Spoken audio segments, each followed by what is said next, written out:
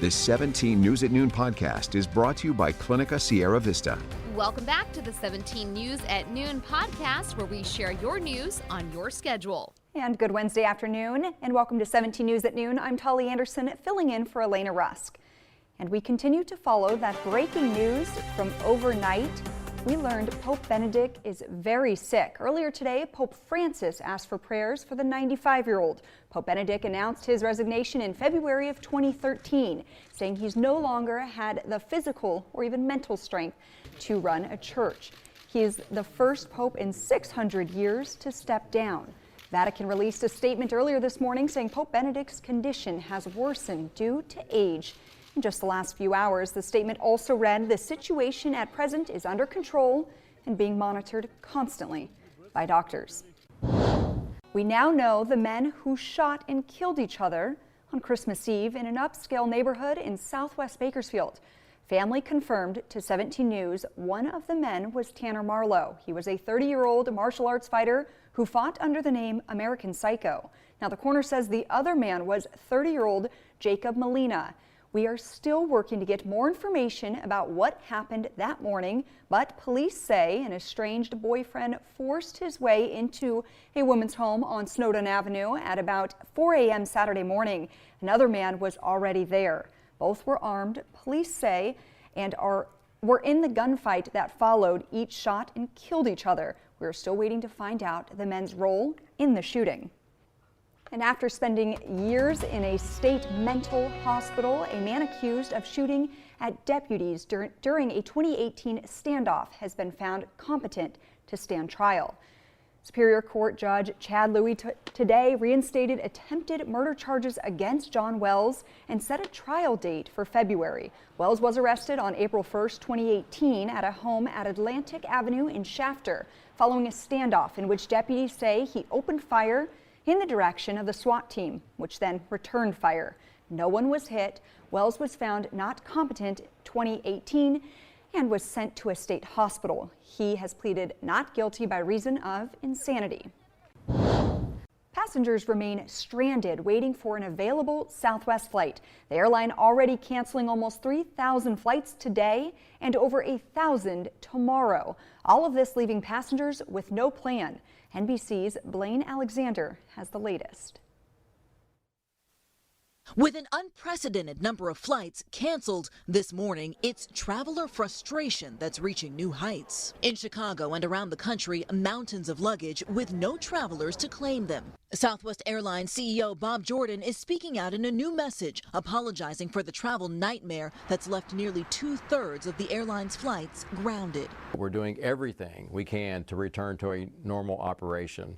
And please also hear that I'm truly sorry.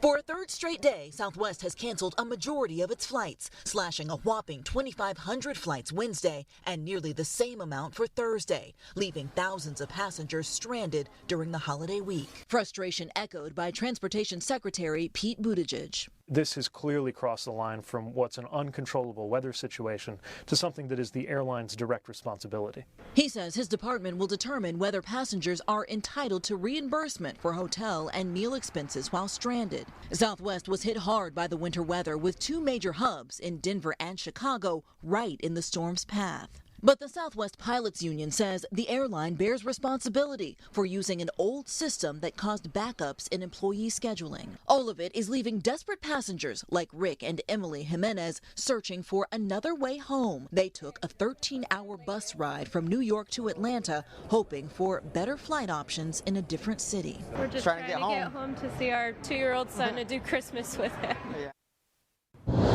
Hello, this is Tim Callahan with Clinica Sierra Vista, and we're excited to unveil the Community Health Center of the Future, our comprehensive care center. It's located right across the street from Memorial Hospital. We have every service under one roof, from family medicine, OBGYN care, dental services for adults and children, behavioral health, and much more. So find your way to better care at Clinica Sierra Vista this year at our comprehensive care center. Visit our website, clinicasierravista.org, for the latest on this project. We'll see you soon. New electric vehicle owners can expect a tax credit in the new year. Starting in 2023, the government will be handing out $7,500 in tax credit to people who purchase new e-vehicles and $4,000 for used e-vehicles. While the specifics of the tax credit are still uncertain, the credit is only for electric vehicles made in North America, and to qualify, new sedans can't be more expensive than $55,000, and trucks and SUVs can't be more than $80,000.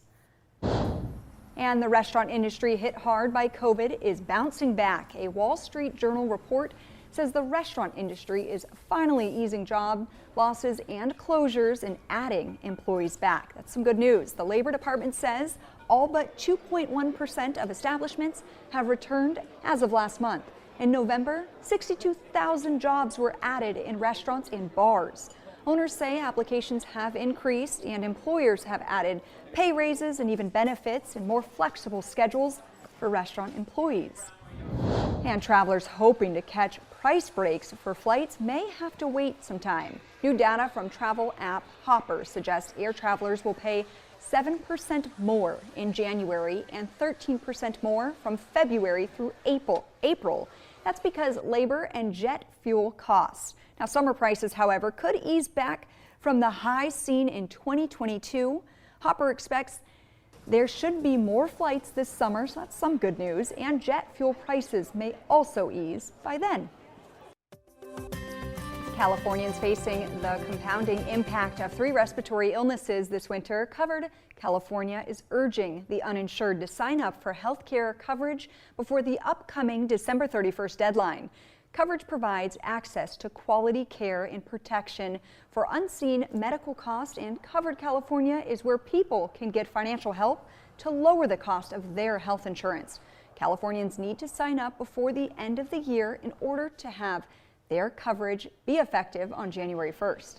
California, as you know, is in the midst of a triple-demic with coronavirus, flu, and RSV cases spiking across the state. All viruses that hit young and elderly people especially hard. State health officials say getting enrolled now is a family's first line of defense. An estimated 1 million Californians do not have health insurance and are eligible for financial help to bring the cost of coverage within reach. Looking ahead to this weekend, Times Square's iconic crystal ball is all ready for its big night. The final Waterford crystal triangles were installed onto the ball just yesterday. About 200 of more than 2,000 triangles on the ball were replaced this year. The 192 new crystals representing the 2022 theme of the gift of love. And for the first time since the beginning of the pandemic, there will be no restrictions for the Times Square festivities. What is that, just a few days away? Oh my goodness. The 17 News at Noon podcast is a production of KGET and Nexstar Media Group. For more on all of the headlines in today's show, head to kget.com.